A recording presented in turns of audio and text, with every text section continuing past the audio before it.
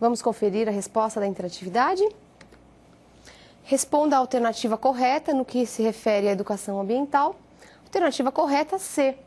Deve levar em consideração a pluralidade socioeconômica. Continuando, um dos melhores materiais elaborados sobre a prática em educação ambiental é o que foi preparado pela EECO, aquele instituto que eu mencionei no início da aula, o Conselho de Ohio, Conselho de Educação Ambiental de Ohio. As melhores práticas em educação ambiental, diretrizes para o sucesso. Esse é o nome, então, do livro.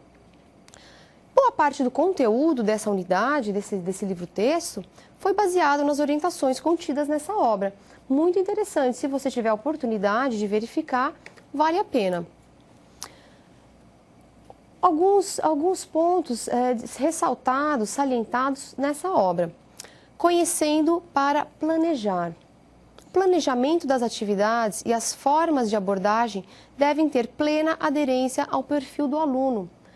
Portanto, quando você planejar, elaborar algum projeto de educação ambiental, seja ele para educação formal ou não, é necessário que o perfil do aluno seja atendido, aquele projeto esteja focado no perfil do seu aluno. Aspectos importantes. Primeiro, a maturidade e o estado motivacional dos integrantes do grupo. Nível de amadurecimento.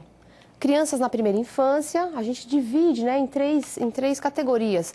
Criança na primeira infância, estudantes da educação formal, ensino infantil, fundamental, médio e superior, e o público em geral. Dependendo da faixa etária, desse nível de amadurecimento do público-alvo, vai ser diferente a sua abordagem nesse projeto, vai ser diferente a forma com que você vai desenvolver esse projeto, a forma com que você vai apresentar os conceitos e valores. Sempre esteja atento a esse nível de amadurecimento para desenvolver qualquer tipo de projeto na área do meio ambiente. Com relação à motivação, motivação pode ser extrínseca ou intrínseca. O que significa isso?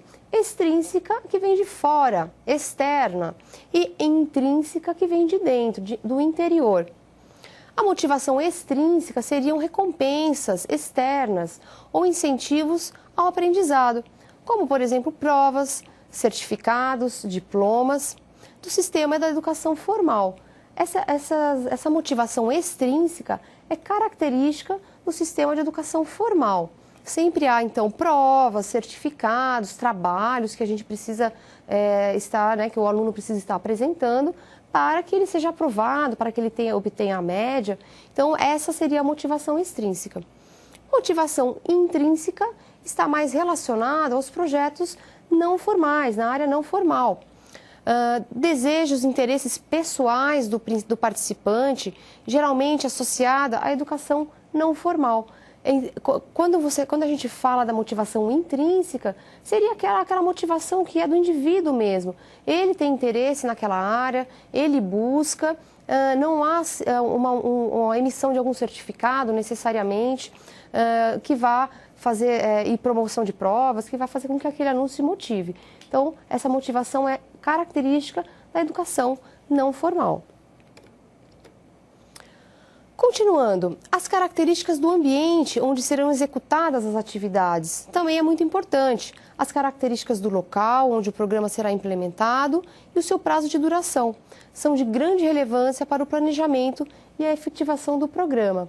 Sempre que você for desenvolver algum projeto de educação ambiental, é muito importante que você vá ao local antes, faça algumas anotações, perceba o que é importante aqui naquela região de ser anotado, de ser verificado, para ver se vai dar certo o seu projeto. Você já ali naquela visita prévia, já consegue aí filtrar se é interessante aquela região, se não é, para você obter sucesso no seu projeto.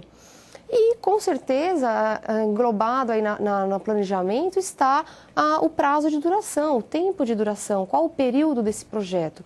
É muito importante que isso esteja muito bem estabelecido. Quais as etapas, qual o período que vai ocorrer, se é no período da tarde, da noite. Isso tudo tem que estar muito bem planejado e esquematizado para que você obtenha sucesso.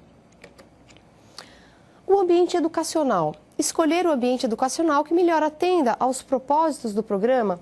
Por exemplo, sala de aula, laboratório, ar livre, parques, né? Existem diversos exemplos em que podem ser desenvolvidos programas de educação ambiental.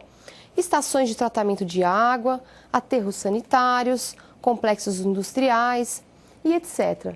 Veja quantos exemplos, quantas possibilidades, né, de ambientes para que sejam desenvolvidos programas, projetos de educação ambiental.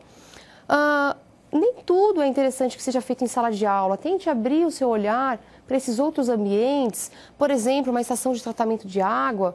É muito importante que as pessoas se sensibilizem com relação à questão da água. Quando a gente vai lá no local verificar mesmo como é que é feito na prática, as pessoas acabam se sensibilizando mais e tomando mais consciência. A estação de tratamento de esgoto também, de efluente, né, é muito interessante. Quando a gente vai lá e vê diretamente como é feito todo o tratamento daquele efluente, quais são as etapas, é muito legal você tentar incluir esse tipo de visita, esse tipo de passeio com seus alunos, visando aí a educação ambiental. Coloquei algumas imagens, essa seria uma imagem de uma estação de tratamento de água, em que a água está aí sofrendo alguns processos, né? Existe a inserção de algumas substâncias, dependendo do tipo de tratamento, existem diversos tipos de tratamento de água. Então, é muito interessante que projetos sejam desenvolvidos nessas regiões. E aqui uma imagem da estação de tratamento de esgoto sanitário. Também muito interessante verificar quais são os procedimentos, que tipos existem. Então, quando as pessoas vão lá e verificam com seus próprios olhos, sentem com seus próprios narizes, né? Isso tudo é diferente, a gente se sensibiliza mais, a gente presta mais atenção naquilo e consegue aí aderir a esses valores. Existem diretrizes específicas para programas voltados para a primeira infância, por exemplo. A Ruth Wilson, em 1993, apresenta 6 metas a serem atingidas com relação à primeira infância, cada uma com um conjunto de entendimentos a serem desenvolvidos. Essas metas podem ser adotadas como diretrizes específicas para a elaboração de programas voltados à primeira infância. Vamos dar uma conferida, então, quais seriam essas metas? Primeiramente, desenvolver a apreciação da beleza do mundo natural. Quando estamos lidando com crianças, né, crianças de primeira infância, é muito importante que essa apreciação da beleza do mundo natural seja estimulada, mostrar para elas, para que elas se sensibilizem, né, como é belo o nosso planeta, como é bonita os locais que a gente pode estar visitando, para que elas gostem daquilo, estimule o gostar do seu ambiente, né, do ambiente que elas estão inseridas. A segunda, tomar consciência dos conceitos de ciclos, diversidade e inter-relações da natureza. Claro que a criança da primeira infância, ela não vai saber de cor e salteado o ciclo da água, o ciclo do nitrogênio, é muita coisa para uma criança.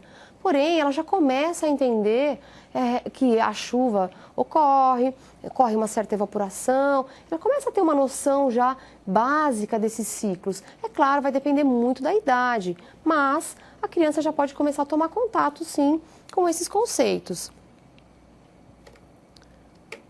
A terceira dela seria desenvolver um senso de apreciação e respeito pela integridade do mundo natural.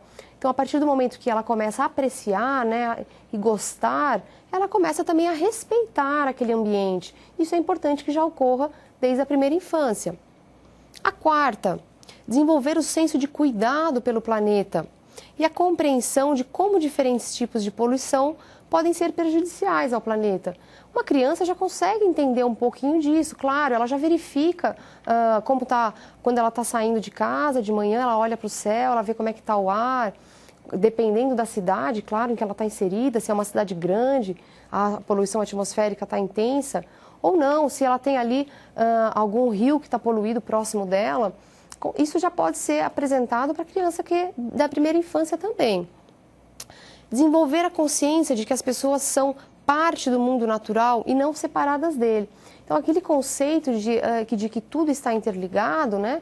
Aquela consciência local e planetária, já pode começar a ser trabalhada com as crianças de primeira infância. Sexta, desenvolver a compreensão de como contribuir para o bem-estar da Terra. É muito importante que as crianças já comecem a ter essa noção, né?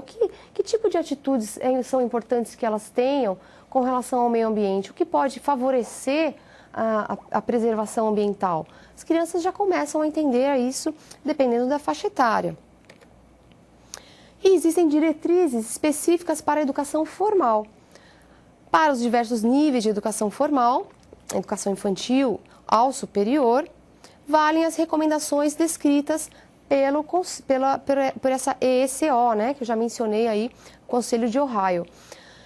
É muito importante verificar aqui nesse momento que quando a gente fala educação formal, estamos falando aí de diversas faixas etárias. Então, claro que a abordagem vai depender muito da faixa etária que você está trabalhando. Vai depender muito de qual a idade dessa criança, se já é ensino superior, a compreensão é muito diferente de uma criança de Fundamental 1, por exemplo. Organizar as diretrizes em 4 vertentes, cada uma representando aspectos amplos da educação ambiental, visando ao final do processo a alfabetização ambiental. Então, eu vou pedir para você que pegue a sua canetinha marca-texto e grife aí a alfabetização ambiental, porque esse é o objetivo de que todas as pessoas que saiam da educação formal, que completem a educação formal, saiam aí alfabetizadas ambientalmente. Esse é um termo utilizado e é um dos objetivos aí com relação à educação ambiental. As 4 vertentes são descritas a seguir. Primeira, habilidades de análise e questionamento. Segunda, conhecimento dos sistemas e processos ambientais. Terceira, competências para a compreensão e a resolução de questões ambientais. E quarta, responsabilidade cívica e pessoal. Quando a gente está lidando com a educação formal, já temos aí alguns conceitos um pouco mais complexos, né? Claro, sempre pensando na faixa etária, vai depender muito da faixa etária que você está trabalhando. Mas essa habilidade de questionamento, né, compreensão e resolução das questões ambientais e responsabilidade cívica, que é muito importante. Se os ensinamentos da educação ambiental, desde a primeira infância, né, até ao término da educação formal, forem alcançados, teremos então pessoas ambientalmente alfabetizadas. Isso é muito importante que seja alcançado o mais rápido possível. No entanto, a aprendizagem não deve acabar por aí. Não quer dizer que se você acabou, me formei na graduação, pronto. Eu tive a aula de educação ambiental, já li um livro de educação ambiental, agora cessei os meus conhecimentos, completei, não preciso mais estudar nada com relação a isso. Será que é verdade? Com certeza não. Nunca vai cessar esse estudo, essa necessidade. Como eu já mencionei, o planeta também está sempre em mudança, em alterações. A nossa sociedade está sempre em alterações. Então, é bom estar atualizando esse conhecimento. E há diversos níveis de alfabetização ambiental. Existem pessoas que vão sair com uma compreensão mais superficial do assunto, outras pessoas já vão sair da educação formal com uma compreensão mais profunda, sabendo realmente quais são aí os processos envolvidos, e algumas saem já até participando de certos ativismos, realmente indo a fundo na questão ambiental. Então, existem diversos níveis de educação ambiental. Claro que não podemos colocar que todos vão ter o mesmo nível. Cada um vai ter a sua compreensão e desenvolvimento. Vamos para a próxima interatividade? Qual das alternativas abaixo não pode ser considerada uma meta a ser atingida em projetos para a primeira infância? Alternativa A, desenvolver a apreciação da beleza do mundo natural. Alternativa B, desenvolver um senso de apreciação e respeito pela integridade do mundo natural. Alternativa C, desenvolver a consciência de que as pessoas são parte do mundo natural. Alternativa D, desenvolver a compreensão de como contribuir para o bem-estar da Terra. E alternativa E, desenvolver a responsabilidade cívica e pessoal. Pensa um pouquinho, a gente volta já já com a resposta.